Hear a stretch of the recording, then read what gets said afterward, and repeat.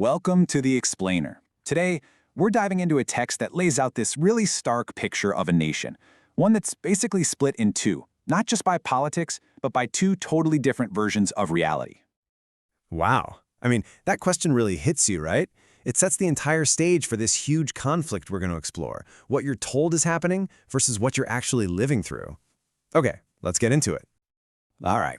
To really get what this is all about, we've got to zoom in. Forget the big, abstract numbers for a second.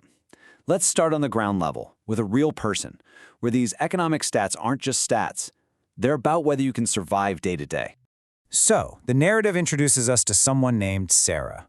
She's a single mom, works in a warehouse, and her life is the affordability crisis this whole text is talking about. And for people like Sarah, the economy isn't some chart you see on TV. No way. It's this constant, brutal math problem she has to solve every single day. Gas is up, rent is due, that box of cereal has to last. It's just a relentless series of calculations that, honestly, just never add up. Okay, so that's the reality on the ground. Keep that picture in your head. Now let's pivot and look at the official story, the one coming from the very top. And you'll see it's different. And boom, there it is, the great disconnect.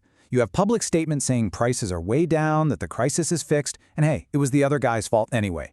This is the complete opposite of what people like Sarah are actually experiencing.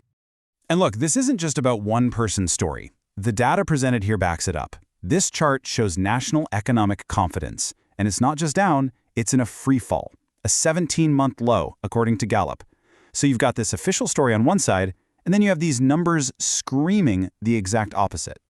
And to really hammer home this point about the disconnect, the source puts this quote right next to all that economic pain. While people are struggling, the focus from the top is on, well, renovations, marble to be specific. It's a pretty jarring contrast. And here's where it gets really tangible. $229. That's how much the average holiday gift budget dropped. I mean, that's not just a small dip. The source says it's the steepest drop Gallup had seen in decades. That's a huge deal. So you see what's happening here?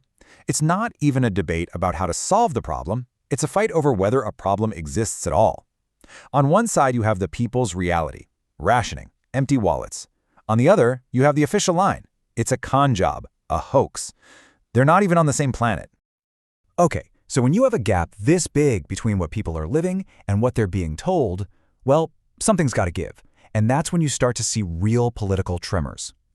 And here's the proof in the pudding.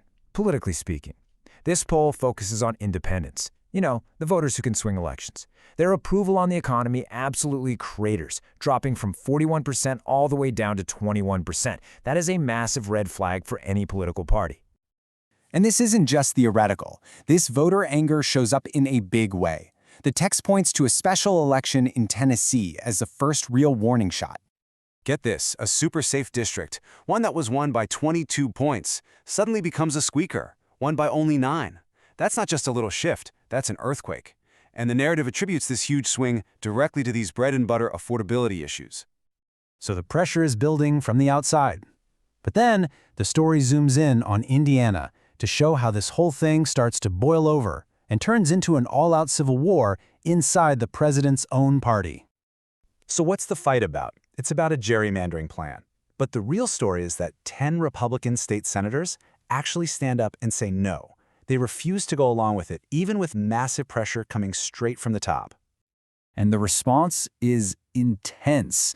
It's not subtle. We're talking about a full-on public pressure campaign. Their names are blasted on social media. They're threatened with primary challengers. The classic, vote with us or we'll end your career move. But then, things get really dark. The text describes how this political fight crosses a line. It moves beyond just politics and into something way more dangerous. Swatting raids, bomb threats, doxing, all aimed at intimidating these dissenters and their families. Okay, so let's pull the camera all the way back. The story connects all these dots, from Sarah's grocery bill to the election in Tennessee to this internal party war, and presents it as something much bigger, a genuine threat to the entire political system. And the projected fallout is massive. The text argues that by denying this crisis, the party is setting itself up for a political catastrophe. We're talking a midterm bloodbath, losing control of the House, a presidency that's basically dead in the water. The whole thing could just grind to a halt. So, when you get right down to it, the text's big takeaway is this. The real con, the real danger, isn't from the other political party. It's the disconnect itself, that massive gap between the people in power and the people they govern, and it's eating away at the system from the inside. And that leaves us with this really chilling final question. It suggests that this isn't just about one election or one party. It's about the very glue that holds the country together. So when the leader's reality and the people's reality are two completely different things, what happens then?